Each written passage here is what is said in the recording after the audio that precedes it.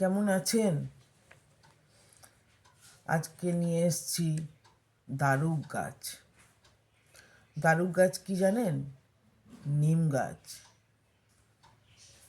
এই নিম গাছের কাঠ দিয়ে তৈরি হয়েছিল শ্রী ভগবান জগন্নাথ। জগন্নাথ আমাদের জগতের নাথ, জগতের দাতা। সেই জন্য তার নাম হলো জগন্নাথ।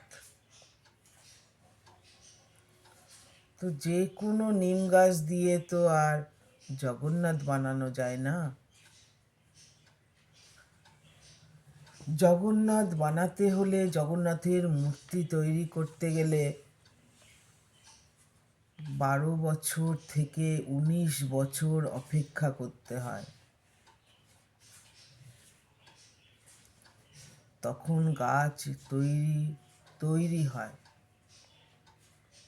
তাতে অনেক রকম বিশেষ বিশেষ চিহ্ন তৈরি হয়। এই বিশেষ চিহ্ন থাকলে তবেই সেই গাছ দিয়ে জগন্নাথের মূর্তি বানানো হয়।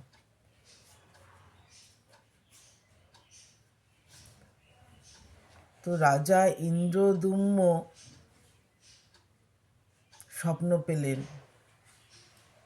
অনেক দিন চেষ্টা করছিলেন ভগবানের দর্শন কিভাবে হয়।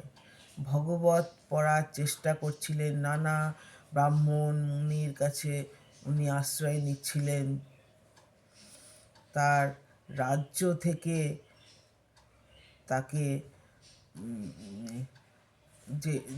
রাজ্য থেকে উনি আস্তে আস্তে মনে হচ্ছিল যেন সরে যাচ্ছিলেন তার এই প্রাপ্তির আশায়, ভগবান প্রাপ্তির আশায়।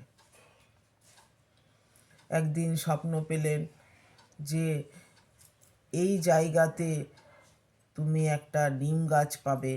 একজন বুড়ো ব্যক্তি সেই নিম গাছ নিয়ে এসে সেই নিম গাছ দিয়ে আমার বানানো হবে মূর্তি। সেই মূর্তি তুমি নীলাচল পর্বতের মাঝে পুরী নামক জায়গায় অবস্থান করব আমি।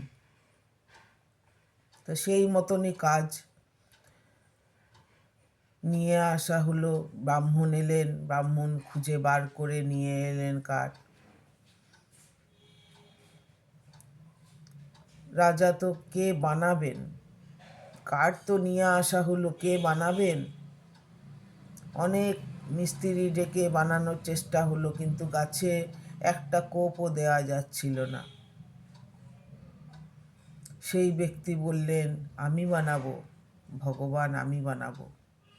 তবে আমি যতক্ষণ বানাবো ততক্ষণ তোমরা কিন্তু কেউ আমার দরজা খুলতে পারবে না। দরজা খুললেই আমি সেই সময়ে ছেড়ে চলে যাব। সেই মতন কাজ হলো। দরজা বন্ধ করে বানাচ্ছেন। তিনি ছিলেন স্বয়ং বিশ্বকর্মা। বিশ্বকর্মা বানাচ্ছেন। 3 দিন 4 দিন 7 দিন হয়ে গেল, ঠকঠক আওয়াজ হচ্ছে, কিন্তু একদিন আওয়াজ বন্ধ হয়ে গেল। 3 দিন 4 দিন পরেও সেই বৃদ্ধ না খেয়ে কাজ করে যাচ্ছেন। তাহলে কি সে আর নেই? আমার কি ঠাকুর বানানো হবে না? রাজা চিন্তা করলেন। তো রাজা দরজা খুলে ফেললেন। দেখলেন ভেতরে কেউ নেই, অর্ধেক ঠাকুর পড়ে আছে। রাজার ভীষণ মনে কষ্ট। বৃদ্ধ বলেছিলেন যে হ্যাঁ, কেউ থাকবো না, আমি থাকবো না, যদি তুমি দরজা খুলো তাহলে থাকবো না। তো সেই মতনই কাজ করেছেন তিনি। দরজা খোলার পর যখন কাউকে দেখলেন না, ভীষণ মনোপীড়ায় ভুগতে লাগলেন। ভগবানের কাছে আবার আবেদন জানালেন। ভগবানের কাছে পরীক্ষার জন্য আবার বসলেন, তিনি তপস্যা করতে শুরু করলেন। আবার স্বপ্ন এলো, এই মূর্তি আমার পূজিত হবে, এইটাই আমার ইচ্ছা ছিল, এই মূর্তি তুমি পুজো করো। সেই মূর্তি নীলাচলে গিয়ে প্রতিষ্ঠান করলেন। ইন্দ্রদুম্ন। তো কেমন লাগলো সেই পুরীধামে? আজকে আমরা সকলে যাই, সকলে রাত্রিবাস করি। রাত্রিবাস করলে 7 স্বরূপ, 7টা জন্ম আপনার উদ্ধার হবে। সকলে ভালো থাকবেন, সুস্থ থাকবেন, সৎসঙ্গে মন দেবেন।